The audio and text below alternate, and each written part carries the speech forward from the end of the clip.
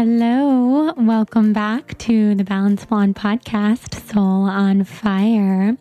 Or should I say, welcome if this is your first time listening to the show.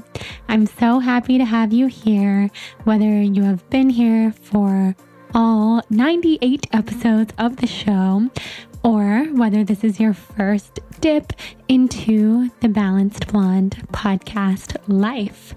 So you're in for a treat, whether you've listened before or whether you're brand new, because today we have the fabulous Kelli Tennant, a dear friend of mine, a new podcaster herself at the Platform Podcast, and just this incredible survivor of chronic illness, specifically Epstein-Barr.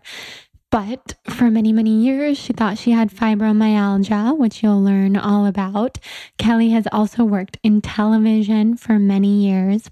And I keep joking with her that she's the first ever person to start a podcast who has already recorded 40 episodes before they launched. So she's incredible. If that tells you anything about her work ethic, which also bleeds over to who she is as a person and as a friend, then you kind of have a good look at who she is. As we get into in this episode, she's just an incredible friend, one of those people that I can call at any time, no matter how sick I am, and she kind of knows what to do and what to say, and I appreciate her so much. We met through Orange Theory, as both of our incredible boyfriends work for Orange Theory Los Angeles, but I won't spoil the story of exactly how we met because it was really fun to hear in this episode that Kelli remembers her very first thoughts of me, and I remember my very first thoughts of her. So we talk a lot in this episode about Ayurveda, functional medicine, all the different things that have really helped both of us heal. And Kelli tells her story of everything that she's been through. It's amazing. I can't wait for you guys to hear it. We're going to keep the intro short and sweet today because I feel like I have caught a stroke of luck and I can actually whip this out and record the intro without construction blaring from the outside of my new apartment because we've had constant construction. So if you hear the construction in this episode with Kelli, my apologies for your ears. It's kind of like you were just hanging out in the apartment with us and experiencing it yourself. I have a feeling my incredible editor will do his absolute best to edit it out. But if you hear it, just have some compassion for the moving process. I know you will. I don't even have to ask because you guys are compassionate people. But yeah, it's been pretty crazy and it's been exciting to be in the new place, which I will talk all about soon. And without further ado, I'm just going to talk about our fabulous sponsors for today's episode before the construction revs up again, because I already hear it. I do. What is my luck? Oh my goodness. So our fabulous sponsors for today's episode. First of all, we have Four Sig Medic, my all-time favorite mushroom coffee alternative / my all-time favorite mushroom coffee brand and matcha brand and charcoal lemonade and everything else that they have evolved into. I've been so proud to watch Four Sigmatic grow, as I feel like I'm not going to say I discovered them before they were popular, because they were already popular by the time some of our other podcast guests, Mary Beth LaRue and Luke Story, told me to check them out when they learned that I was trying to get off of coffee. But I do feel like I incorporated them into my life before they blew up in the way that they have, and I'm so proud of them. We've had Taro, the founder of Four Sigmatic, on this show, so you can always go listen to that episode with him if you want to learn all about the benefits of adaptogenic mushrooms. So my very favorite adaptogenic mushroom is chaga. Chaga helps a lot with alertness and with focus of the brain. And it really wakes you up and makes you feel like you've had caffeine even when you haven't. So the chaga comes in that really cute green tin from Four Sigmatic. You've probably seen it all over my Instagram. I make it pretty much every morning. I mix a couple of tablespoons of chaga with hot water and steamed almond milk, which is just a treat. It's so good. And then I add in cinnamon, and I also add in, when I'm drinking it steamed, like I mentioned, I add in some melted coconut butter for those healthy fats. And then I blend it all up. I use my Four Sigmatic frother, which you can also get on their website. And I drink that delicious adaptogenic chaga latte. Something else I've been really into lately with Four Sigmatic is their charcoal lemonade. I mentioned in my solo episode that I have been all about the charcoal in my life because it helps bind to toxins and pull all the toxic, yucky stuff that we don't want out of our bodies. So a really delicious way to incorporate charcoal into your life is with Four Sigmatic's charcoal lemonade. I drink that one cold. I mix it to water. I pop in some ice and I sip on it while I go on a walk around my neighborhood. I brought it to the Brentwood Farmers Market yesterday, and so many people were asking me, what is that? How can I drink that? How can I incorporate that into my life? So I felt like a walking, talking podcast advertisement for Four Sigmatic, which felt really cool because I just love and support that company so much.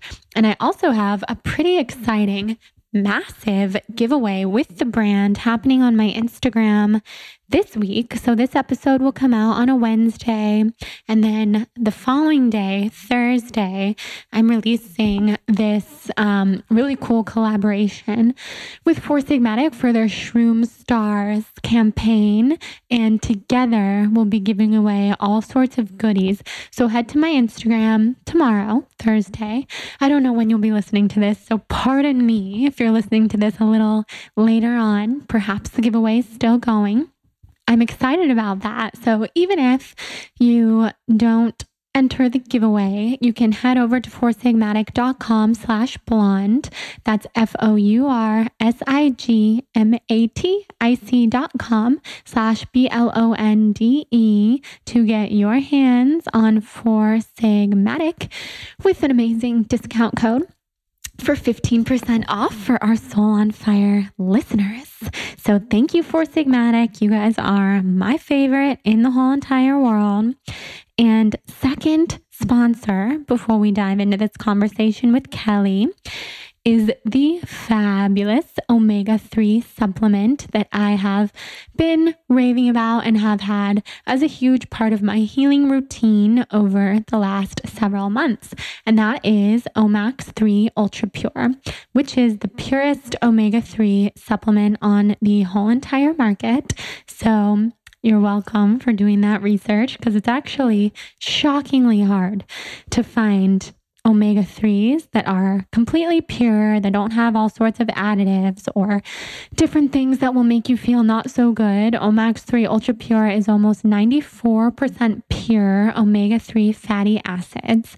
They have patented their ratio, which is the EPA to DHA ratio of 4:1. So that's specifically engineered for inflammation and joint pain. And if you're listening to this and you think, well, I don't really need extra omega-3s or fatty acids in my life, maybe you eat a lot of fish, or you feel like you already have a lot of fatty acids in your diet, what you might not know is that over 75% of Americans don't get enough omega-3s in their diet. So that means 3 out of 4 of us Soul on Fire listeners don't get enough omega-3s, which is crazy. So check out Omax3. It's clinically tested, so it's very safe for you and your family. So whether you're an athlete, a busy parent, a student, a working professional like myself, although I am working from my bathrobe in my kitchen, watching my cat squeeze his rather large booty into the cabinet right now. I'm still working professional. I still feel like I'm always running from place to place with a lot going on. So Omax 3 Ultra Pure has us covered because you can start to notice those positive effects within days. So for a special deal, go to tryomax.com/blonde to get a box of Omax 3 Ultra Pure for free with your first purchase. That's tryomax.com/blonde to get your free box of Omax 3 with your first purchase. Terms and conditions do apply. Okay, guys, thank you for listening to this lovely intro, which I have what's the word here? MacGyvered into like the most quiet 10 minutes of the day so far in my apartment, just so that you can listen without any crazy noise interruptions. So I really cannot wait for you to listen to this episode with Kelli Tennant. And I also just wanted to thank everybody for sending in their beautiful, beautiful stories to me for the listener podcast that I'm going to be doing soon. I've gotten so many incredible stories from all of you. And if you're wondering what I'm talking about, just head to the intro of last week's solo episode to hear all about it, and the upcoming listener episode that we're going to have where I'm going to feature one of you. So without further ado, we're going to head into this episode with Kelli. And lastly, I really don't want to keep saying without further ado. I feel like it's become a habit. So if you have other ideas of how I can lead into each podcast episode without saying that, but with saying something with similar sentiment, tell me, and maybe I'll use the phrase that you recommend. Thanks, guys. And let's dive into this episode with Kelli.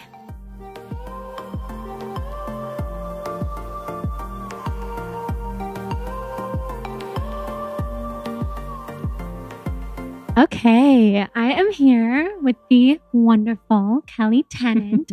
I'm so happy that you're here. Me too. My first guest in my new apartment. I know. It looks amazing in here, by the way. I love it. Jonathan told me not to call it an apartment because it makes it sound, I don't know, like you're cheap, still kids or something? Unquote. Oh, okay. Yeah.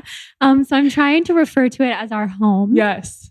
Even though it's in an apartment building, yes. It feels like a home. It does feel like a home. Well, I think a home is what you make it, right? Yeah. So even though you guys don't really have furniture yet and it's still really wide open, even though you we have don't plenty have of room for activities. Yeah.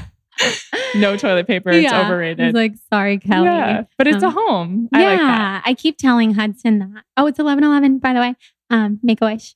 I keep telling Hudson that our home is wherever the three of us are, because he has been so scared and so disoriented, and he's been hiding in the closet.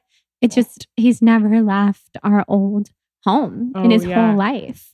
He was born there practically. Oh my gosh. So here we are in our new space, and he'll transition. It'll be okay. Yeah, he will. He's already getting pretty adventurous, walking on the countertops, as you saw. Story of my life. But you have had such an exciting week so far, and it's only Tuesday. I know. I'm like, oh my God, it's only Tuesday. Yes. So tell everybody listening why you've had such an exciting week. Yeah. So I launched my own podcast, and it's called The Platform Podcast. And I launched it yesterday on July 16th. And I also launched with that a website, which is a non-toxic website. And for me, it's just such a passion project. And every time I talk about it, I'm almost on the verge of tears because you can cry here. Yeah. I'll cry with you. Yeah, exactly. I think for me, I covered sports for my whole life, starting when I was in college and then up until March, and I quit my job and I left everything behind and I just started over. And I felt like my health journey really led me to this as well, which I'm sure we'll talk about. But it just really, aside from the health stuff, I wanted to be surrounded by women. I wanted to have real conversations. And I have so many of my women in my life, like you and the girls that do almost 30 and That's So Retrograde and all these people I look up to and that have these incredible shows. And I just felt like, well, if they can do it, why can't I? And I felt like you guys, and I've never told you this, and I will cry when I say this, you gave me permission to do this. And you were such an amazing friend and so supportive and such an incredible mentor. And I could not be here without you. And I'm just so grateful because this is my dream show that I have now. And so it's so cool to be to this point and to know that like you didn't have to be that person for me. And, you know, all these women didn't have to do that and kind of pave the way and also say, let me take you under my wing and be here for you. And this is how I did it. This is my podcast team. You and I have the same people producing our podcast. You know, you didn't need to do that. And you did it so selflessly and with so much love. And I just think that's why I wanted to do that and do this show is because I want that supportive tribe around me that I never had when I was younger. And now I have it. And it's just so cool. Oh my gosh. Okay. Now I'm crying and I have like full body chills hearing you say all this because that's what it's all about. And that's why we start these things because this is your dream show. You're doing what you love. And to see you come so far from 6 months ago or longer when you were just feeling so sick and quit your job and took all that time for yourself and then sent me the best email I've ever gotten in my life. Like I'm known to exaggerate. However, that is the best email I've ever received in my whole life. And when I got it, I cried, called my mom, called Jonathan. I forwarded it to them. And that was back in like February, maybe. Yeah, I think so. When you were taking time off because you were focusing on your health, you deleted your Instagram or made it hidden or something because it's back now. I deactivated it. Okay, I didn't even know that you could do that. Yeah. You deactivated it. See, I still got things to teach you. Yeah, I know you do because now it's back and you have all the same followers and stuff. I was like, wait, that's cool. But you gave me permission to put myself first. And I was so rapidly deteriorating with my health and I was in such denial. Like, no, I can still live my life. And back in December, I had told my mom one time, like, I feel like I should put my whole life on hold to figure out why this rash is spreading all over my body and why I feel so sick all the time. And she was like, well, you can't really do that because you have a life and you have a job. And basically her fear was like, if I put that first above everything, then it would like consume my life. And that would be the only thing that, you know, that defined me. But then you gave me that permission and I truly listened to you. And I did. I mean, I didn't work for a couple months. Should have been way longer. I should do it again.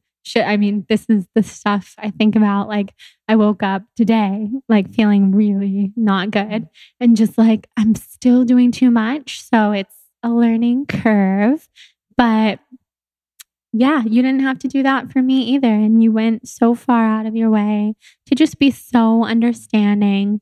We have the same doctor and we have the same kind of health history in so many ways. So that is, okay, before we get into that, so I just had like a light bulb in my brain. I want to tell people how we know each other. Oh, yes. Because that's always fun too. Yeah.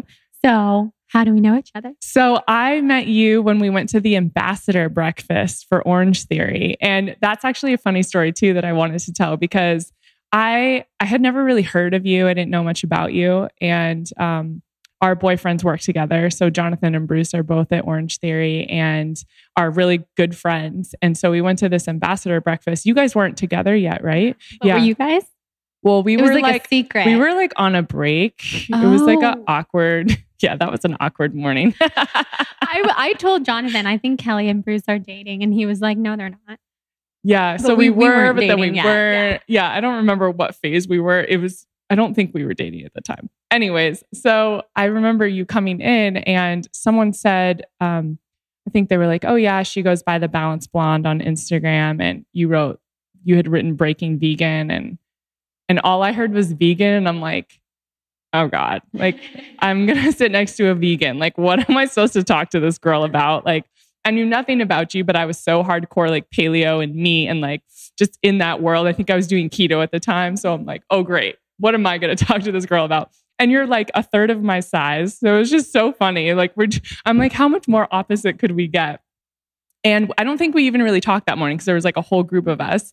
And then I started following you on Instagram and I was like, there's something here. Like I really like her and I can't put my finger on it, but I fell in love with your authenticity. And I thought that you were just so special. And over time, I just realized that I think you made me uncomfortable because I wanted to be more like you. You know, when you project and you're like, I just don't understand this because it's something you don't understand in yourself. And the more and more I followed you, the more I felt like, again, the permission thing of like you being authentic and genuine to who you are and to all of the people that follow you, with just so many people and all the lives you've changed. I just thought she's doing something right. She's just being herself and it's okay to do that. And I know you had gone under, so much scrutiny and gotten so much flack for so many things, especially with the book. And I thought she's still out there doing it. That didn't stop her. And I thought that was so amazing. And it's just so funny to go from thinking we have nothing in common, I could never be friends with her, to now I'm like in your new apartment doing a podcast with you. And I just think the world of you. It's just so funny. I know. It's so funny. I love hearing that.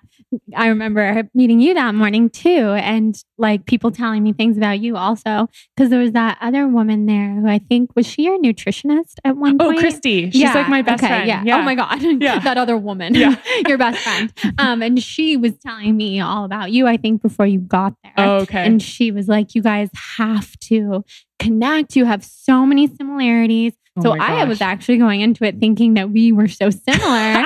But then again, we didn't really talk that morning because there were a bunch of people there. And it was so early. Dude, it was early. Coral Tree at like 8 a.m. on a Friday. I think it was like 7. Oh. I remember because Jonathan planned it and it was something like, oh, we have to do it at 7 because like Jimmy Dean has to like be at teaching some running club at 8. And Kelly Levesque was like coming and going. It was Kelly too. Yeah. That's so funny. Fine. We'll change our schedules for you too. Yeah, exactly. So I was like, okay, I'll walk to Coral Tree 2 hours before I would usually wake up.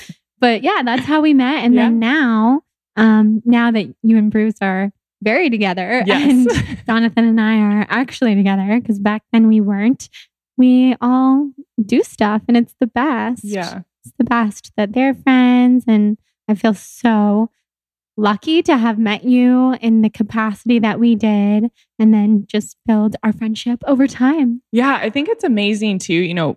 I'm a firm believer in everyone comes into your life for a reason. And Christy is one of those people that she has had. So she was my nutritionist at USC when I was 19. She diagnosed me with my eating disorder. She was by my side through all of the beginning of when I was diagnosed with fibromyalgia and telling me I was allergic to gluten and dairy. Like she was really important in that part of my life. And then we stayed friends.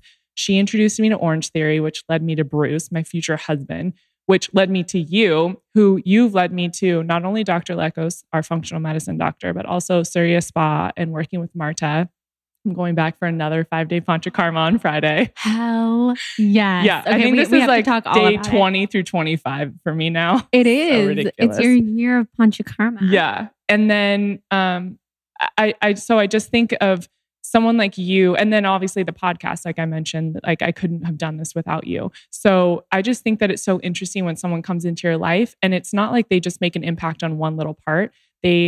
You almost like fully just help me transition everything and transform into a new person and see the world so differently. And so I think it's just really special when you have those kinds of relationships because we could call each other friends, but I think you're just so much more than that. And I just appreciate that because I have a few women like that and it makes such an impact on you. And it's a different connection. It's like you talk about this all the time. It's a soul connection where you just like, you look in the person's eyes and you just know like there's something else there, like whether it's a past life or whatever. Yeah, I believe that so much. And I was going to say, staring into your eyes is like an experience because they sparkle and glitter in this crazy way, especially in this room. And I could literally get lost in them. Like, thank you. There is a past life connection there. Yeah. That's for sure. I could stare into your eyes and get super distracted. That was what was happening when you were talking. I love that. And yeah, it's so special to have people like that in your life. And like when I couldn't sleep and had the worst insomnia for days on end. You were like, let me just bring you exactly what you need. Some CBD, some liquid GABA. Yes. And I take that every night still. Good. So it's so important to have those people in your life who it is deeper than just a friendship. It's like someone who knows what you need too. Well, I think for me too, I don't like to talk to people every day. I'm like you, I'm very introverted. I really need my quiet time and my space. And especially when I was working in sports and being on TV, I had to live at this crazy energy all the time. So I was constantly hosting television shows, doing interviews, and I was in stadiums with 50,000 people. So it was just this really crazy energy. And I like my quiet time even more because of that. But I don't like texting people all the time. And so my friends are truly, it's next level. When we talk, we talk. We don't, how are things? Like, what's going on? I just can't do that. And so I think that I've just surrounded myself with a lot of people that kind of get that and have the same mentality of when we talk, it's important and our relationship is just that next level. And I don't have that many friends, but I feel like I've done that on purpose because it just serves me and what I need better. And I have found the most incredible people because of it. I couldn't agree more. Yesterday I recorded a solo episode that will go up like a week before this one tomorrow. That'll be confusing for everybody listening.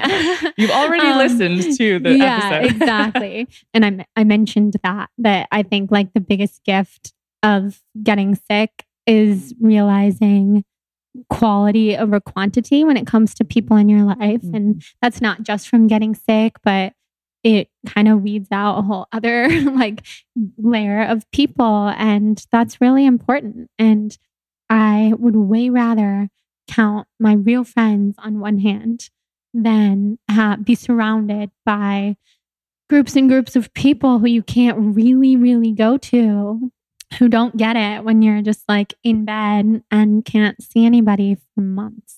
So that's really important. I love that you said that. Well, I noticed too, you said on July 4th when you got really sick because you guys went down to Emerald Bay and you felt so sick the next day and all you wanted to do was hang out with your friends, right? So I've done that countless times. I've been sick for 13 years doing the same thing over and over. And I finally reached a point where I thought, I don't want to do that anymore. It's not fun. So I've been saying no to things forever now.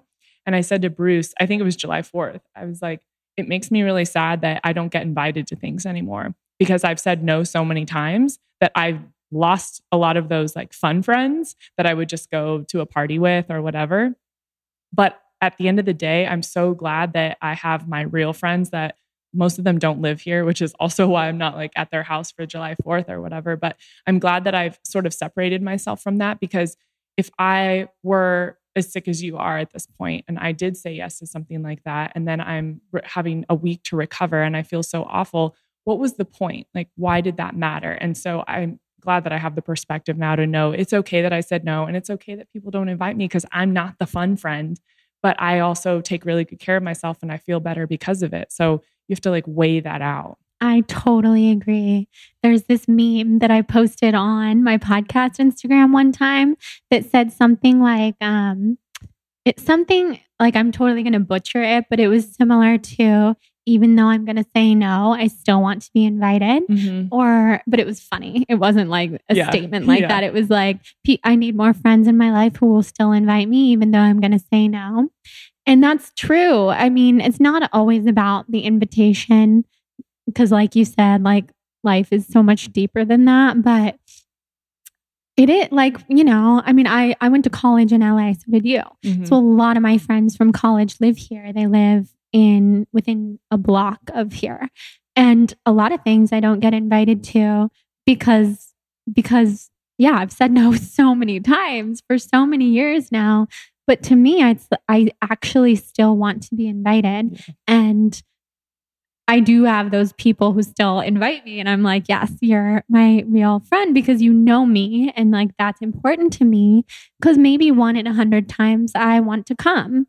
And I think it's important too, that those real friends, like, even though they have that lifestyle where so many of my close friends, they do go out like every night or every weekend or way more than every weekend.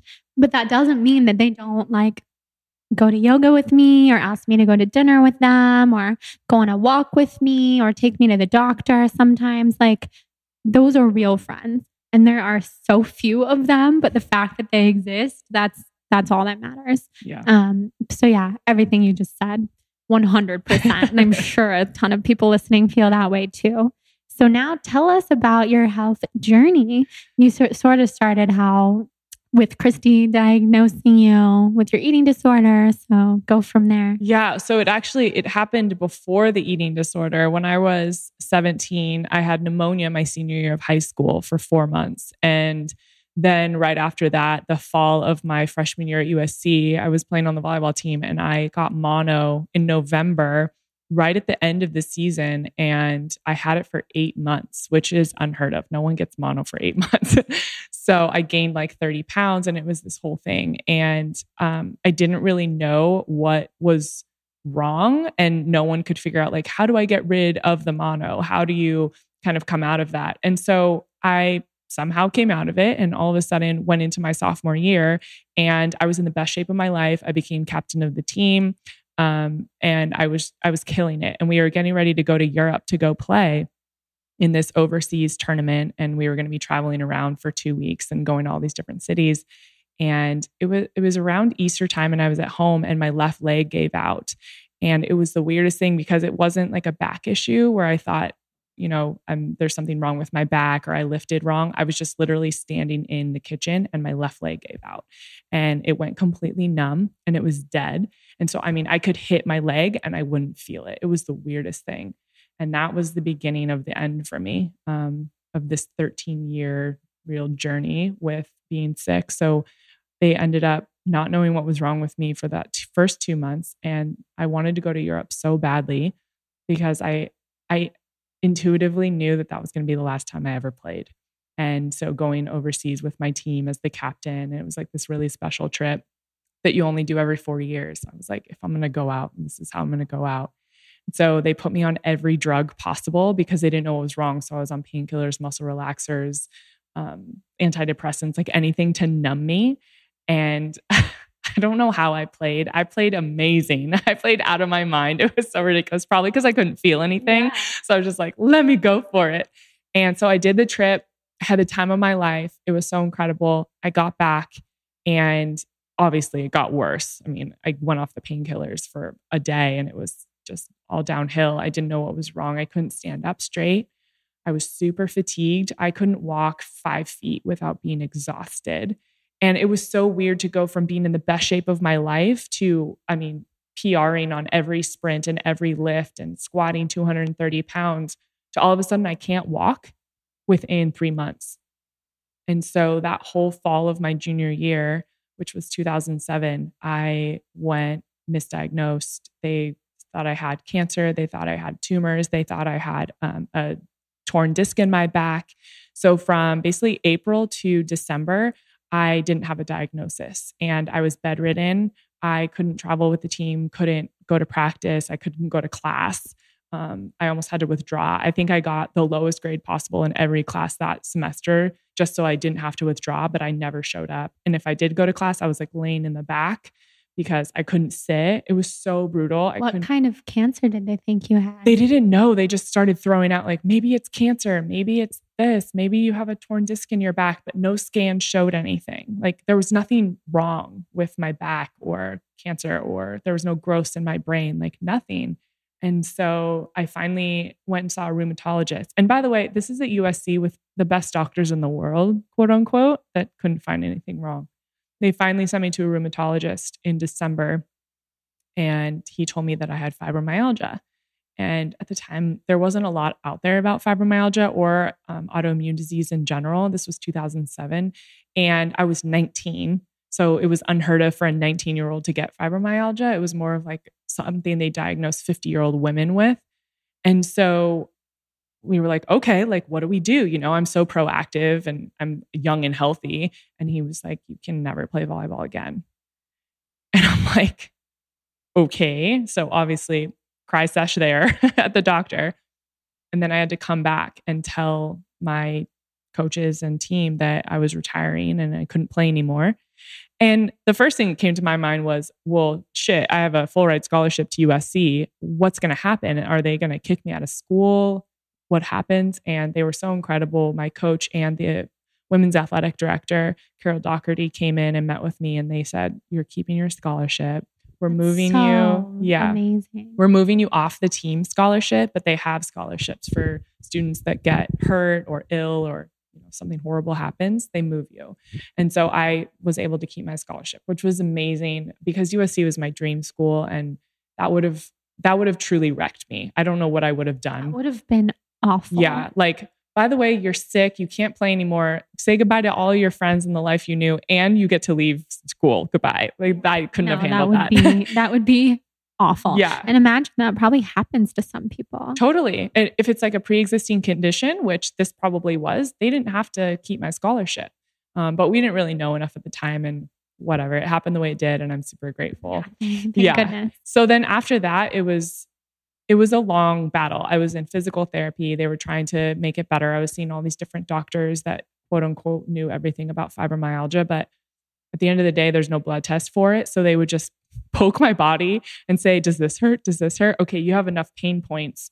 You have fibromyalgia. Here's Lyrica, which is the main drug for fibromyalgia. And here's your antidepressant, because I was depressed out of my mind because I couldn't leave my house and I was in so much pain. I couldn't see straight. I was in pain from head to toe, level 10, all day, every day. Couldn't sleep. I mean, I couldn't function. I couldn't even go to the grocery store. And so it was a disaster. And so that's kind of how I was living. And then I would have a random good day. And I thought, okay, like what contributed to this? How can I recreate it? But then it was never consistent. And so I lived in pain for so long. And that's when I got the eating disorder, because like I lost my whole life. Volleyball, I was an incredible volleyball player. I was a top 5 recruit in the country. I was a captain of top 16 team in the country. And all of a sudden that's taken away. And then I lost all my friends because I wasn't friends with anyone off of my team really, because that's who I spent my life with. So I had no social life. I didn't know what to do. So I was on all these drugs. I was hallucinating. I was trying to control my life with food. So I lost a ton of weight. I was down to like 145 pounds and I'm 6'1". So that's really not healthy.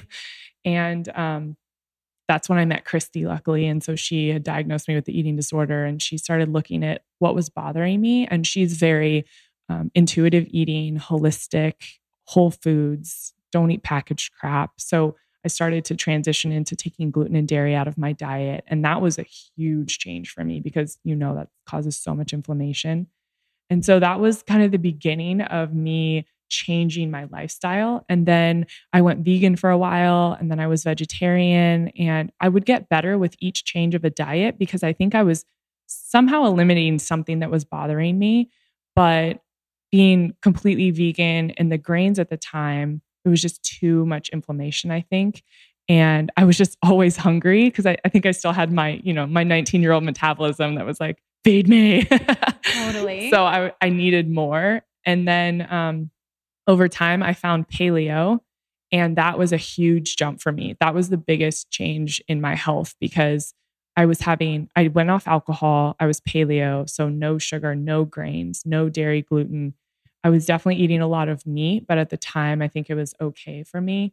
And then, vegetables and limited amount of fruit. And so that helped. But over the last 13 years, I would get to this point where I felt better, and then I would kind of drop off, and then I would get better and drop off. And then I would have these horrible flare-ups where I felt like I wanted to die and like a truck hit me. And I just couldn't figure out where they were coming from. And I still don't know, but I dealt with the fibromyalgia diagnosis up until last year. And I was listening to your podcast religiously because you and That's a Retrograde and Almost 30, so health and wellness minded and conscious that I was learning so much. And I had never heard of a functional medicine doctor. And you had mentioned Dr. Lekos. And then that's when I reached out to you and emailed you. I'm like, I need help. Like, I know you're talking about this. Who can you recommend? And you sent me to him. And so last July, so it's been exactly a year, he told me I don't have fibromyalgia, that I have Epstein-Barr, which is the virus that you get when you have mono, that no one tested me for. Oh my God. For 12 years? Yeah. That is insane. Mm-hmm. And they all knew I had mono for 8 months, every single doctor. And that's when all the problems started. When I had pneumonia, back 4 months later, then with the mono. And no one ever thought, Epstein-Barr, she has chronic fatigue, she's in pain, she doesn't digest well, she has headaches. Like, no one put the pieces together. And now looking back, I'm sure you feel the same way. It's like, duh. Right. That is absurd to me. I feel like you don't even have to be a doctor to put those things together. I know. If you know about autoimmune diseases at all, which I suppose a lot of people don't. Yeah. I mean, it feels like they don't. And that's why talking to Dr. Likos, I mean, my first call with him, my consultation that's supposed to be 15 minutes, we were on the phone for an hour because I'm telling him all this stuff. And he kept saying, this doesn't make sense.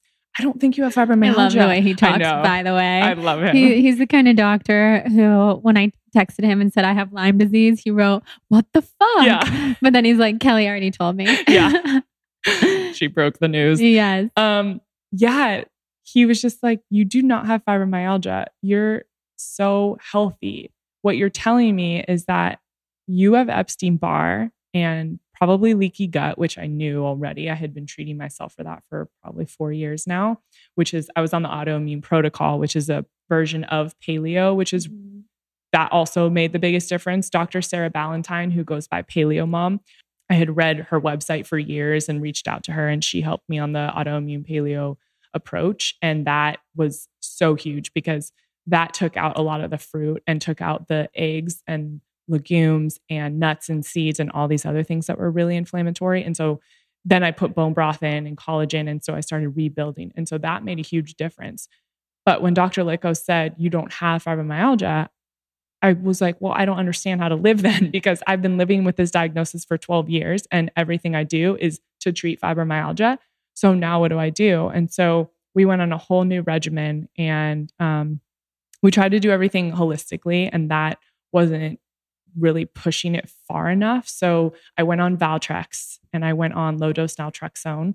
And the low dose naltrexone was more specifically for me for the numbness, because when I initially saw him, we thought I might have MS, which was really, really scary. And doing all like the brain scans and the spinal scans and all of that. And luckily I don't have MS, because it's really overwhelming. If anyone listening has it, they understand. But we went through all the scans, and I just realized with the Epstein-Barr, I wanted to be really aggressive. So I did do the medication route. Oh, the low dose naltrexone, I was saying, helps with the numbing. And so we thought that a numbing might be from the MS, but it wasn't. It's basically my immune system living at this really like crazy level where it's on fire. And it's also it's kind of freaking out all the time. Is that from Epstein-Barr? Yeah. Just the inflammation in general is what he thinks, is that I was basically living with this chronic inflammation for so long that was part of why the leg did what it did. That makes so much sense. Mm-hmm. And side note, remember the first day I took low dose naltrexone? Oh God. And we met? Yeah. And we met, and I was like, I'm sorry. You were in I just space. have to tell you, I can't speak. Like, words wouldn't come out of my mouth, and my brain was like not functioning. Mm-hmm. It was so scary. Yeah. So LDN affects people all in all different ways. Yeah. And for people that are like, what do you mean you're on low dose naltrexone? They do use it for people coming off of like drugs and overdoses. People overdosing in the ER, but it's very low doses. Yeah. And I was on it for an allergy that we found to cat dander. Oh, right. Okay. By the way, everybody listening, there is construction happening in my building. So apologies. Right outside the window. Apologies. However, it's like you're just sitting here with us. So it's okay. So the LDN, did that help with your numbness? It helped a lot with the numbness and also with my sleeping. I don't know what it did, but it helped me sleep better. And then the Valtrex, I don't know if it did anything. At the end of the day, here's where I am. My Epstein-Barr numbers have not changed at all. And now I know I've had pneumonia for 3 months. And so I think that has been affecting the numbers, because your body can only fight like one thing at a time. So if you're introducing pneumonia in when you have Epstein-Barr, your body's going to go fight the pneumonia first. It's going to like fight the newest thing, apparently. So I think that's part of the problem. I don't know. I took the Valtrex for 4 months, and I did feel better. So I can't say that it didn't help, but my numbers didn't change. And so now I'm doing the ozone therapy that you're doing. And I've done 2 now. I'm doing a 3rd tomorrow. And I've definitely felt better from that. I also had really horrible Herx reactions like yours. I know you were down for about a week after. Mine aren't as bad, but mine are about 3 days where I just feel so tired and all I want to do is sleep. And I'm definitely in pain. But I think that's helping too. And then I just finished antibiotics begrudgingly. I did not want to take them, but you have to kill the pneumonia. So I just finished those on Sunday. So I'm hoping that pneumonia is gone and now my body can just focus on the Epstein-Barr.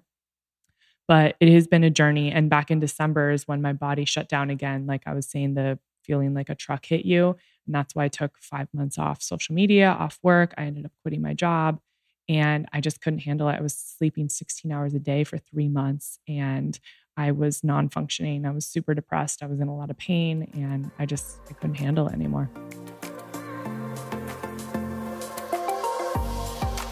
All right, guys, just a brief interruption from this episode with Kelli Tennant to tell you about our 3rd sponsor for today's episode, Hum Nutrition.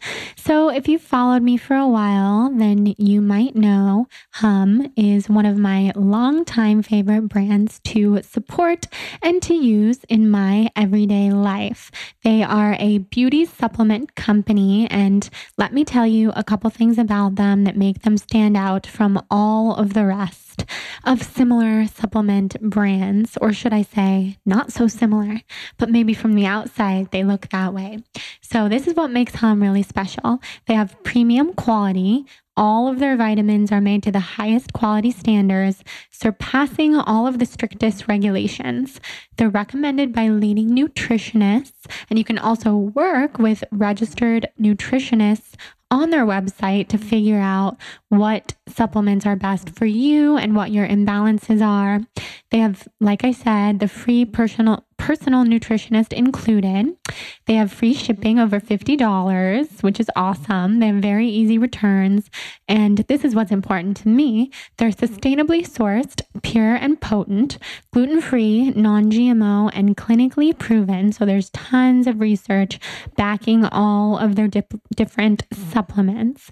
So last time I told you guys all about how I take the daily cleanse and it really assists me with detoxing from Lyme and mold poisoning, which are 2 things I never thought I would be dealing with because of my healthy lifestyle. But oh yes, I am. I certainly am. So let's talk about a different supplement today that I love from Hum, and it's called the Here Comes the Sun. It's vitamin D3 without the UV damage. So it's perfectly dosed. The ingredients are super clean. It's literally just vitamin D3, as clean as can be. I think there's a little bit of extra virgin olive oil in there as well. And for those of us who are deficient in vitamin D, which is an estimated 1 billion people worldwide, including myself, you will find that this will up your energy levels and give you that extra boost, because without vitamin D, we really don't have adequate energy to get through the day. And unless you're baking in the sun all the time, which is really not beneficial for other reasons, as we know, then you're probably among the roughly billion people worldwide who have that vitamin D deficiency.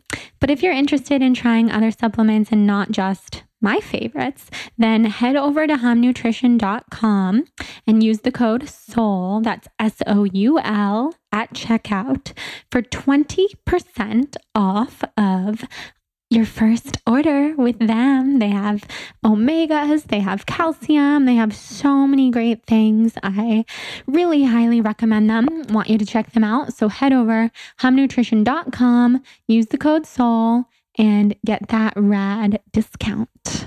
And now back to our episode with Kelli. Oh my God, your story. There's so many things that jump out to me about your story. And before I say what all those things are, because I know myself and I would say so much, I first want to say I am so impressed with your approach that you've taken so recently, starting in December, because that is one of the hardest things to do ever. And everybody listening to this podcast will know that I say stuff all the time like, I need to slow down. It's really time for me to take some time off, to slow down, to only do solo episodes. I can't keep all this up. This is too much. But it's so hard to do that. Even when I got like 2 months ahead and I was able to take 2 months off, I wasn't really taking 2 months off. I was still kind of doing most things every day just from Bali. And so everybody listening, I'm sure, can relate, like, to say that you're going to slow down versus to actually slow down are two very different things. Mm-hmm. And you actually did that. And I want you to tell us a little bit about what that was like. Oh my God, the drilling. This drilling is amazing. My greatest apologies to everyone's ears. Hopefully it doesn't pick up as much as we're hearing it. Tell us about what that was like. I know I'm like laughing so hard. I think they're literally building like a massive jacuzzi, and then it's worth it. Yeah. Hashtag worth it. Hashtag worth it. And they're welding like all sorts of gates and things. So tell us what that was like for you, because I know you and Bruce kind of mentioned this at dinner the other night, that it was really hard for him, which I can totally imagine, given that I'm in a pretty similar position with my relationship. So tell us what that was like, and we'll just pretend like there isn't background noise. So it was really hard. And I think in terms of the way it affected Bruce, I think he was in a relationship for a year prior to this happening with someone who was so busy, that was so driven, that was so... that felt better. And I mean, I was working out every day. I was pretty hardcore. I could do what I wanted. I wasn't on as strict of a diet because I had been feeling better. You know, I was working out at the Human Garage all the time. And then I was at work every night, whether it was Lakers, Dodgers, Galaxy, Sparks, till 11 o'clock at night. So we didn't really spend that much time together because I was just not home and he was working at Orange Theory. And then you guys lived together. Yeah. And we moved in together in December when this happened. So that was probably not the best timing on my part to be like, you need to move in. Hashtag same. Yeah. Exact. Right? Exact. The thickest I've ever been. Now you're like, let's move. Yeah, that sounds I know. Like a great that idea. is one of the hardest things to do in the whole world. So I think for him, it was adjusting to coming home every day. I hadn't moved off the couch for 7 hours, and he would come home from work and be like, how are you? And I was so depressed. I was so sad. I was in pain. I was like tired. I probably was just not a joy to be around by any means. And for anyone to come home every day to that freaking gets old. And he was such a champ. Like, he did his best. And I think I really threw a curveball at him on having to deal with that. And he had never seen me that bad before. I had been that bad in my life, but he had never experienced it. So I just don't think he knew what to do. He didn't know what I needed. He didn't know like how to communicate with me because we had never been in that scenario. And I didn't know what to ask him for because my gut reaction is like push people away and just like leave me alone. I don't want to talk to you. I don't want to be around you. And I would just call my mom and cry. And that was kind of how I dealt with things. And when you're in a relationship and living with someone, it's a different scenario. So I think that was probably the hardest part for him. I didn't know what I was going to do. And then I quit my job in March, and I'm sure he's thinking, like, what do you mean you're quitting your job? And what are you doing now? And I had been talking about the podcast, but as you know, when you start a podcast, there's no money in it. Like, I'm paying for everything. And so he's like, you're paying to have a job, and so I'm still trying to figure it out. But once I started working for Amazon Prime doing the AVP. And so I've been traveling since the middle of May. And so making that transition to working again, and I'm not home as much, and I'm busy, and I'm super passionate, and I'm really happy. And even though I don't feel great, I'm a lot better. And so I'm able to do what I love and do what I want. So I think it was a really good learning experience for us to try and figure out how to communicate and what we wanted and how to support each other. And so I'm really glad we went through it, because I've been in fairy tale relationships that are so fake, and they revolve around very material things, or you never really get down and dirty with someone. It's all like this like fake happiness. And I want to spend the rest of my life with him. So I never wanted us to be in that fake happiness. I wanted him to experience me at my worst and him at his worst. And how do we help each other and cope? And I think we did that. I love all of that. That's so beautiful. And I relate to every single part of it, especially because I think it's really hard for men to, I mean, I hate to generalize like that, but I think this is true, that it's really hard for men to not know not have any direction about how to help. Mm-hmm. They just want to help and fix things and make things better. And that's how it's been very much with Jonathan and me being sick. When he goes, sorry to cut you off, but I'm just curious, when you go to the doctor, does he say, let me come with you? Or do you say, I need you to go with me? I need you to go with me. Uh-huh. And what's his response? Of course, or really? Okay, well, I go to the doctor in the middle of the day on the weekdays. So that's really hard for him, given that like Jonathan and Bruce work at the same place and they're so busy with their schedules. He would put anything aside to come with me if it was extremely important. But to me, like every single week that I go, I do ozone every week and I do a lot of other things every week, which has me there like at least 3 days a week. All of that is important to me. And like my parents are moving here so that I don't ever have to do that alone. And I would hate to put the full pressure on Jonathan to like come do that as his then, second full-time job. But it's important to me to have him there once in a while because he needs to see the process. Like, this is what we do. This is why I'm in bed for like at least 3 days after I do ozone and all this other stuff. Because it's not just ozone. It's like vitamin IVs and rectal ozone and nasal ozone and B12 shots and laying on a biomat. And like sometimes it's like a 9 to 5 day of treatment, just like you do too. So having him there has been helpful, like when he's been able to come. And no, he's definitely not the type to say like, oh, you have a doctor's appointment, I'll come with you. I actually had to teach him to ask me how the appointment went.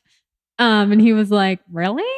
Well, I didn't know that you were supposed to ask someone how the doctor was. And it's so funny because we come from two totally different planets when it comes to that. Partially the male and female thing, but partially, as he always reminds me, like no one in his family was ever sick.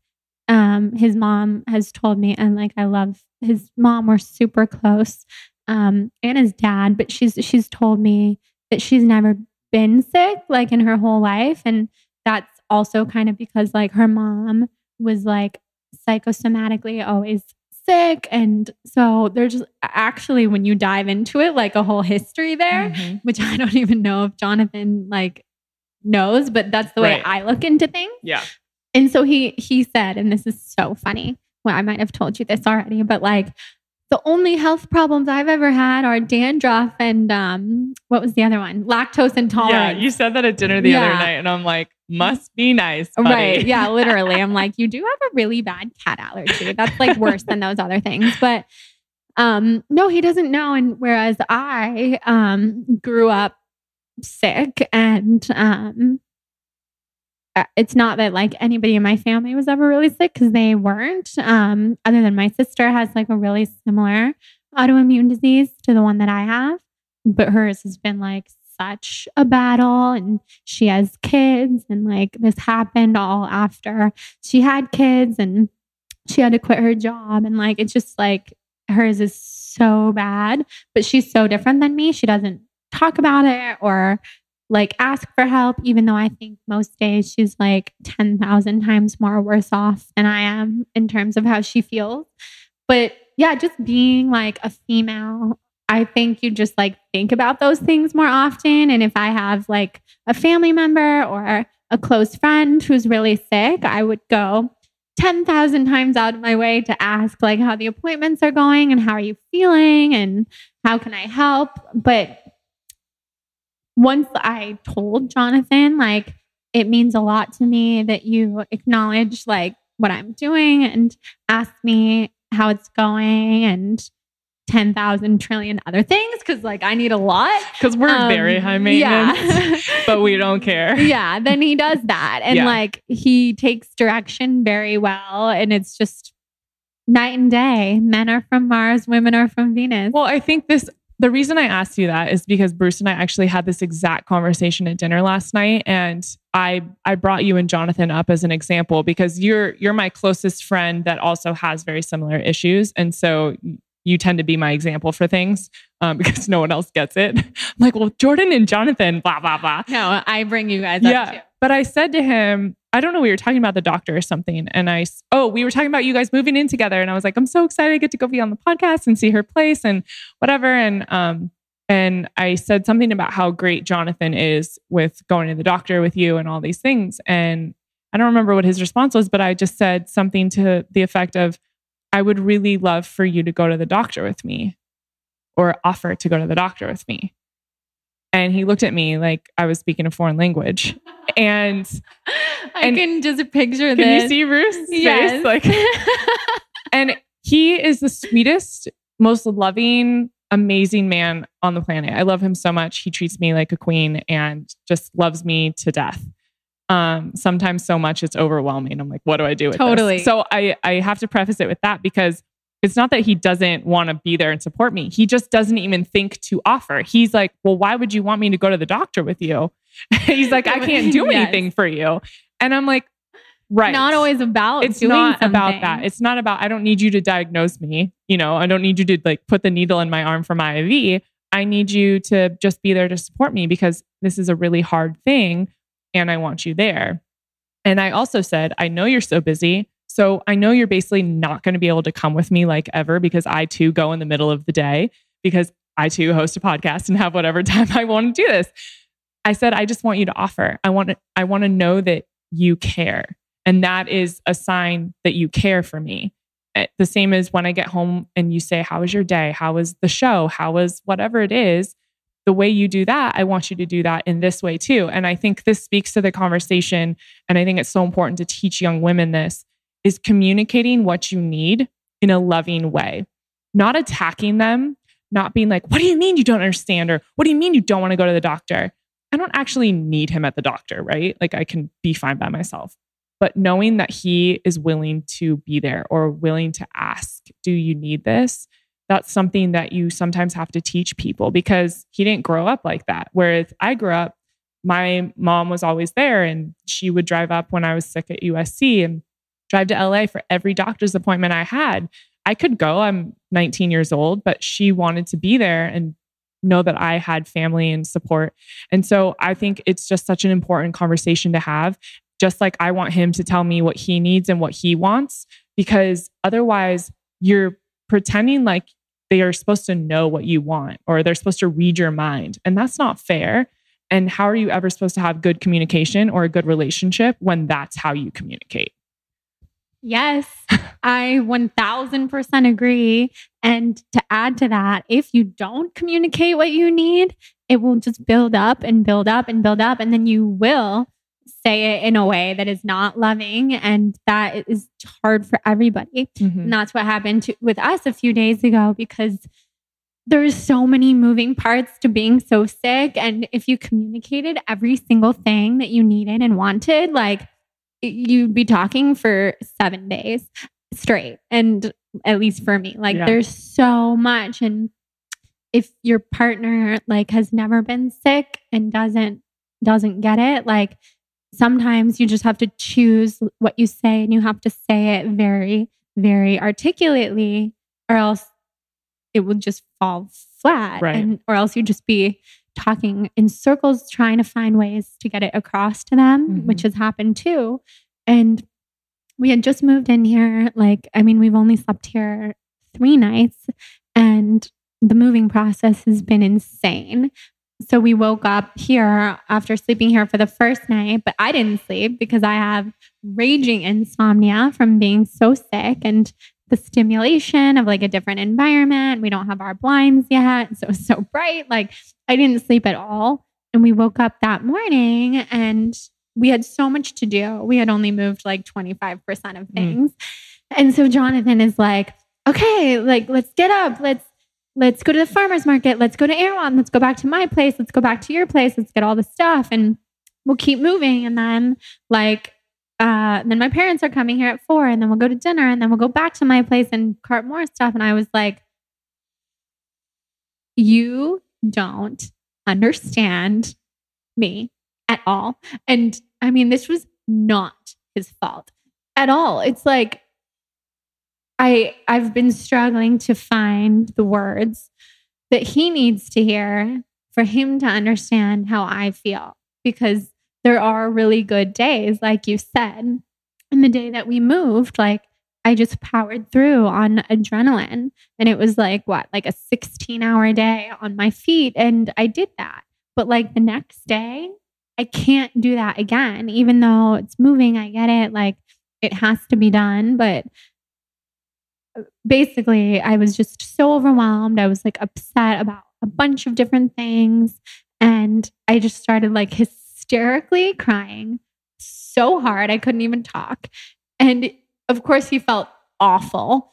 But I finally found the words, because I was saying to him, like, I just want you to acknowledge how much I did yesterday. Because like, I know that you like moved all of our really large furniture and I didn't do that. Obviously, I didn't carry like beds and dressers and stuff from West Hollywood to Brentwood. I didn't do that. But it doesn't mean that I didn't like move and pack and wasn't on my feet for like 16 hours. And that is a huge deal for me. It's the most physical exertion I've done in 6 months. And like, can you just acknowledge that maybe I can't, that was too much for me. And you don't know that because you don't know how I feel. I was so hysterical. And he was like, I don't get it. I don't get why you would want me to say that. Why would you want me to say that? That doesn't make you like, I can't make you better. Why does saying that matter? And so then I had to like completely like reframe everything I was saying and say, basically like what I need from you is, and this is what you can do, and this will make me feel better, is to just like notice and acknowledge when I've given 10 times more energy than I should have, and like make me feel like I'm not alone in this, because I feel so alone because nobody else feels this way. Like you're going to get up and go to work and live your very normal life, and I'm not, because I can't. So like we're just living two totally different lifestyles right now. And you have to remember that. And he's like, I do. I think about it all the time. I know that all the time. So basically it was horrible. But after I sobbed my head off for 30 minutes, I really did feel a lot better. And then I just had to tell him, this is what I need from you. And then he was so happy, because if he's given a task and he does it well, like he's so happy, and he's like doing his job as a boyfriend so well. And that's what makes him happy. He like Bruce, like treats me like a queen. And if I don't tell him what I need, then he can't do that. And then he's like, are you serious? Like, you didn't even tell me that I should do that. It's hard. And I think the difference for us versus them is we need to be seen and heard in a very different way than they do. And the acknowledgement. And have you ever read the 5 Love Languages book? Of course. Yeah. Jonathan jokes that I made him read that within like 3 weeks of starting our relationship. Oh my God. I would give anything for Bruce to read that. Bruce, if you're listening, yeah, we have a reading material for you. But I think that it's important to know the other person's love language, know your own, know the way they need to be acknowledged, seen, heard, whatever that is, because I'm the same as you. I need to cry to get to the next step. So Bruce's thinking is, there's an issue, let me go fix it. Mine is, there's an issue, let me cry, now I'm going to go fix it. I can't get to the fix it stage until I cry. And his brain doesn't work like that. So our approach to dealing with stuff is just so different. And while I'm crying, I want to be seen and heard and acknowledged and held. And then like, let's come together and come up with a plan. So I think that it's just goes back to the communication of saying what you need and being open and honest and understanding that the other person is coming from a different angle. And it's not about being right or wrong. It's just about having that open dialogue and letting that be okay. And it's always going to be a work in progress. I mean, I'm 30 and he's 28 and we're just in the beginning. And I have a feeling this is going to continue for the next however many years. Right. And that's okay. Right. Yeah. Yeah. Jonathan's going to be 32 in a few days, but I tell him every day he's much more like a 7.5-year-old. He just is. He's like, if there was to pick an age that Jonathan is, it would be 7.5.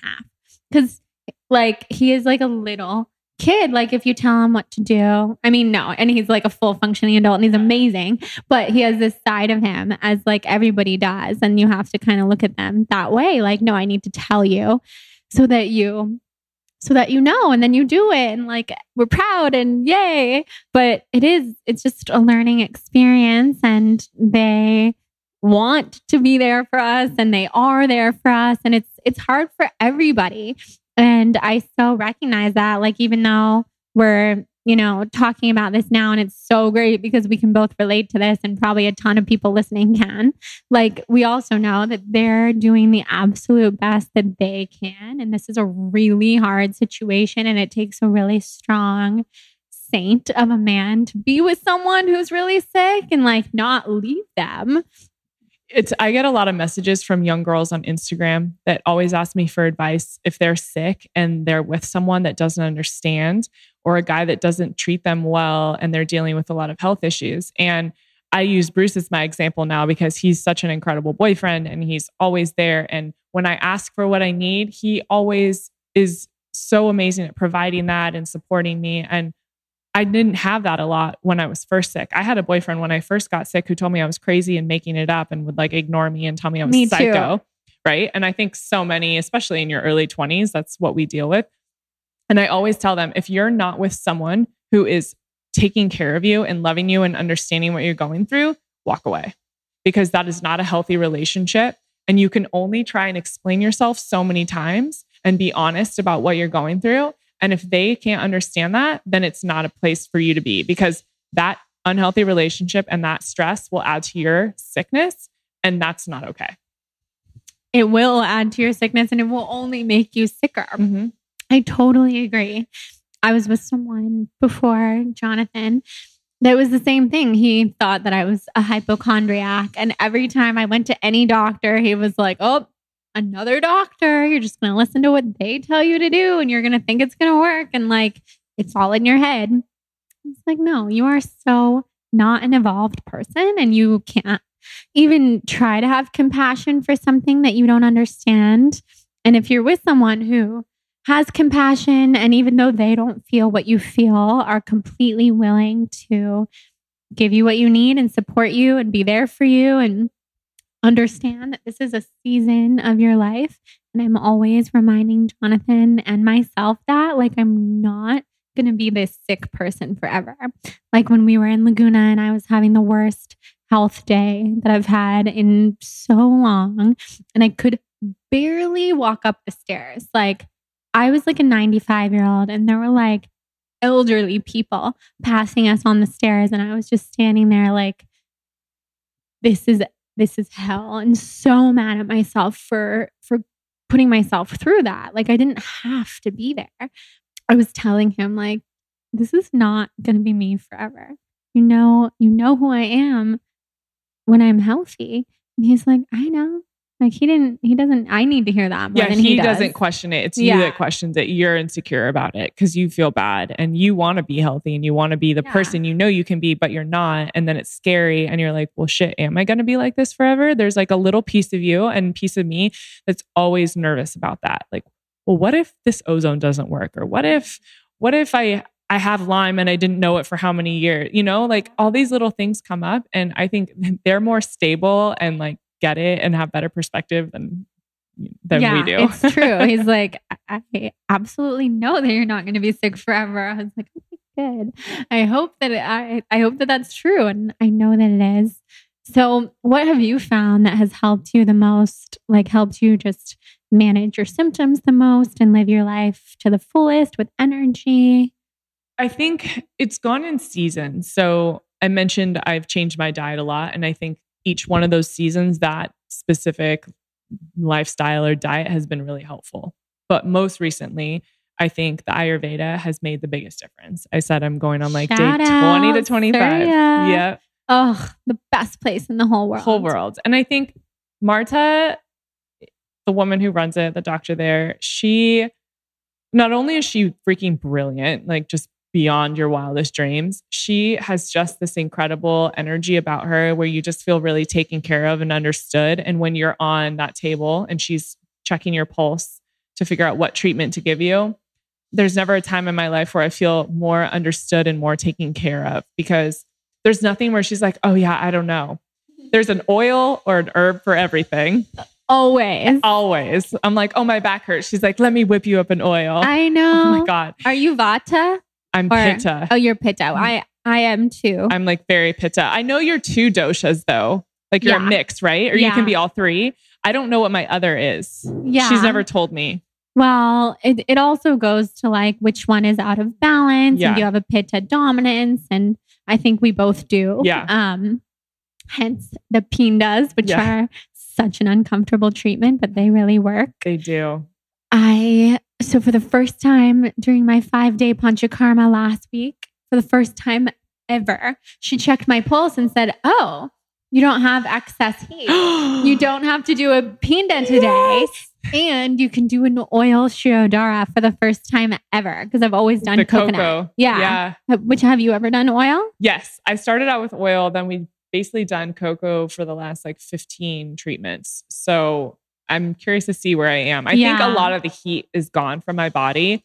But one thing I've noticed, and the reason Ayurveda has been so transformative, is because, you know, I was so judgy on you being a vegan in your past life and now coming back to being plant-based.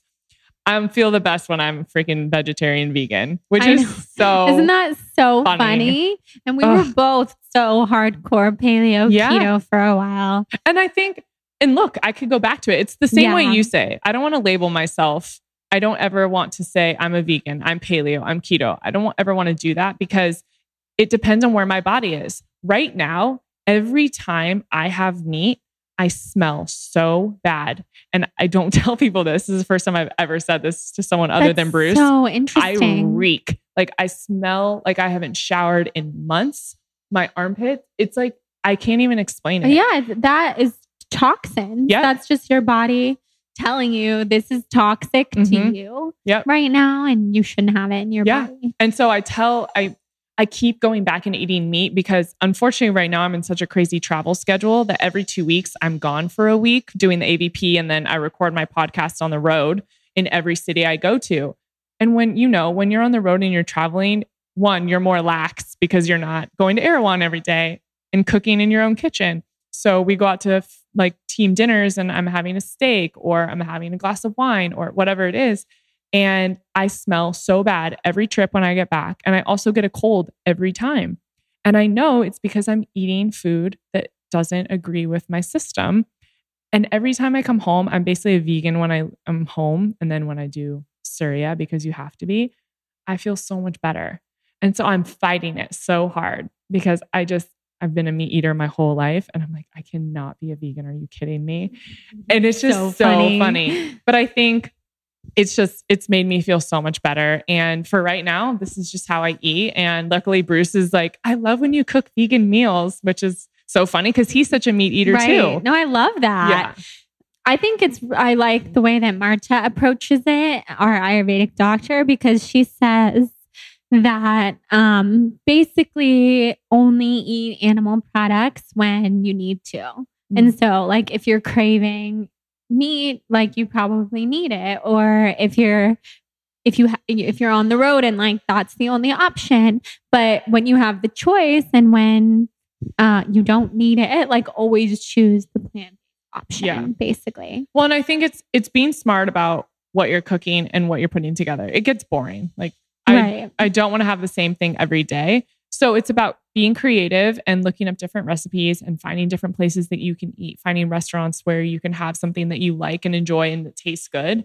And I'm not there yet on the vegetable side of things because I know every good restaurant in LA, but they're all meat heavy. And so I just have to like shift my focus and realize that if that's what makes me feel better, as well as not drinking and not having caffeine and all of those things, then that's what I have to do.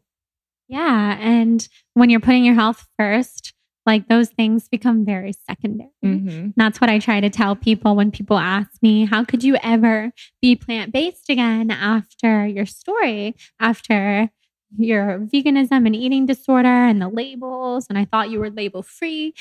And what I tell people and myself is that like when you're sick and you're trying to get better and you just want to feel healthy and have energy again, that all of that is very secondary. It's not even secondary. It's like 10 notches down. Like I do believe in the label free life, but I also like I'm not making food decisions the way that I once did when I did have more of an eating disorder mentality. Right now, food is about like what's going to make me feel better, reduce my inflammation, give me energy and nourish me, and also like allow me to sleep and allow me to move throughout my day and taste good. Yes. But like, it's not about like, yes, I have lost a lot of weight again being plant-based, but I don't even think about that the way that I used to. Mm-hmm. That used to be the main focus. Now it's like, oh, I didn't even notice because nothing really matters when you can't get out of bed anyway. Well, I think I had a conversation with my girlfriend when I was in Chicago, and I said that I was doing Ayurveda and it's very carb and vegetable heavy and you don't eat meat and the whole thing. And she said, oh, well, I couldn't do that because she really wants to go to Surya. But she said, I can't do that because, you know, I need to have like lean protein and I want to look a certain way and I'm trying to bulk and I'm trying to build muscle. And I just looked at her and I said, do you want to be healthy or do you want to look a certain way? And she was like, oh shit. And it's true because for me, especially being on TV, I had an eating disorder at 19 that lasted for a while. And then being on television, it's all about how you look and you're wearing tight dresses and people are constantly judging you on, oh, you're fat, you're skinny, you're this, you're that. And they're constantly commenting on your appearance. And so I have been so vain for so long because that has been my focus. I want to look a certain way. I have to have this muscle and whatever. And now, I mean, I eat almost all carbs all the time. And I'm definitely not as muscular or toned as I was. But that's not what matters now. Like I have to know that if I feel better and I'm healthier, but I'm not, you know, I don't have a 6-pack or whatever, which I never had a 6-pack, but whatever, you know what I mean? Then that's what matters. Like that has to be the choice you make. You can't worry about a muscle looking a certain way when you feel like crap. So I'm supposed to eat red meat because I need to look a certain way, but then I feel awful. And that's my trade-off. That doesn't make sense to me anymore. It's not worth it. Right. It's entirely different. It's entirely different. And I couldn't agree more. And people said that to me with the water fast too. Like, oh, you must be doing that because you want to lose weight or because you have this history with eating disorders. And to me, that was like foreign to even hear people say that because it had nothing to do with anything appearance-based.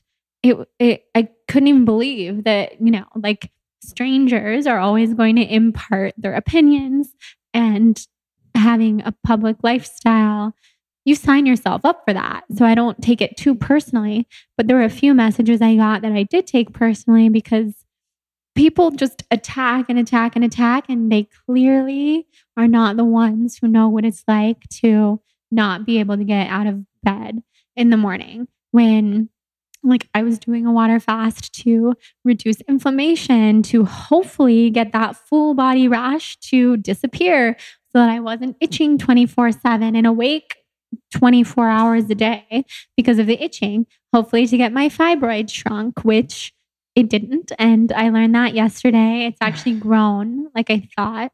So I'm actually having surgery in September. So it's a whole other thing. But my doctor basically told me this should be the least of your worries with everything else going on. Fibroid surgery is not a big deal. Very minimally invasive. You're going to feel so much better. So when they do that surgery, does it mean that it won't come back? No. Okay. It doesn't. It depends on so many factors. Like some people are genetically predisposed to getting fibroids. Some people are hormonally predisposed because you might have really high levels of estrogen, which grows fibroids. Or some people just have bad luck. That's what my doctor said. Mm-hmm. And many people just have one or two. And so I'm going to get an MRI beforehand to see if there's any others that are like hiding in different places. But he showed me the ultrasound. Like it is so weird to see because like on an ultrasound, the uterus is pretty small. Yeah. Pretty small looking. The fibroid is monstrous. Oh, geez. Like I was freaking out and he was like, no, it's only because you're looking at it relative to the uterus, but it's big. You're like, yeah, I am. Yeah, it's 7 centimeters by 7 centimeters. Wow. So to get that out, like, I think I'm going to feel so much better. I think it pushes. He said it definitely pushes on my lower back because mine is on the back side of my uterus. It pushes on my bladder, which like I don't always notice, but I think lately I've been getting up in the middle of the night more and more often to go to the bathroom, which interrupts your sleep. And not to mention, it sits on top of like all your digestive organs, which messes with digestion. So I think I'm going to feel a lot better. Yeah. But those were my reasons for doing the water fast. Right. So for people to assume that it was for anything appearance-based, I feel like a different person than I was 5 years ago when I was focusing so much on controlling my life through food. And I think that it goes back to the season conversation. We go through seasons in our lives and things are going to change and evolve. And you can't tell me that any one person in the world doesn't have the same experience. You believe something at 20 that you don't believe at 30 because you have more life experience. So you may have been eating meat for 5 years, but then you learn something new or something is invented that you didn't know before, or you're introduced to Ayurveda, which was never a part of your life. And you think, oh, well, maybe this could help. And then it does. And so it changes what you believed before. That doesn't mean you're wrong. That doesn't mean that what you believed before is wrong. It's just where you are now. And that's what helps now. It's not to say that in 5 years, you can't go back to what you used to do, or you can't introduce something that you used to have and you feel okay with it. I think that's what people have to understand is it's a constant like open and closing door, always evolving, always changing. So true, because we're humans and we're always evolving, and to remain one same exact way for your whole life, that would not be interesting. That would not be growth. You would still be at your old job. You'd still be really sick, and you're evolving so much. You have your podcast, you have your dream show, you're getting healthy, you're in an amazing relationship, you're moving also, and always introducing new things. And I'm just feeling like I'm already so much happier in this new space. And if we always hold on to the old things in our life, we can't move forward. Yeah, I think being able to shed energy, shed people, shed experiences. And there, Howard Wills, who's a healer that works with Marta at Serious Spa, I went to one of his ceremonies, and he talks a lot about forgiving experiences and people so that you can move forward. Like forgiving them, allowing them to forgive you. And he does all these prayers, and they're almost kind of like prayer mantras that you say. And it allows you to like move forward and step out of that. And that's been a big thing for me because I've had different experiences in my life where I felt like I need to step out of this and I need to forgive and feel like I've been forgiven. And I think that's probably what this space is for you and what my new apartment is like. I want to step into that new life and have that breath of fresh air. Yeah. Absolutely. That's why I felt like I didn't want to bring anything with me. Yep. And I haven't. Like I haven't even brought my clothes because I'm almost thinking I'm going to bring nothing. Like every time I go back to my old place to bring a couple things over here, like that soap, for example, and just like really small essential items, I look at my other stuff and I don't think I'm going to bring hardly anything. Because also my apartment was infested with mold. So it's not even safe for me to bring a lot of stuff.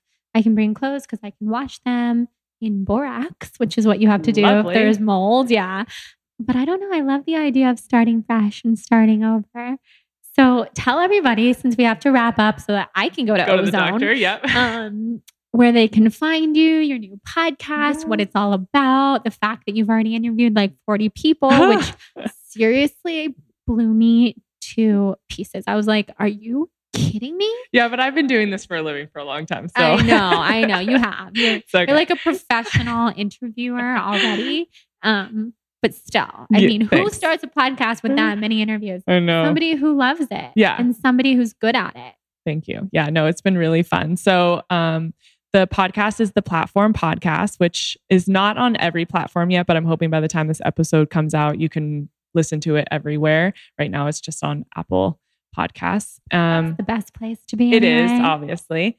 And then my personal Instagram is Kelli M Tennant, like Kelly Michelle. And then my work one for the platform is This Is the Platform. And the website is thisistheplatform.com.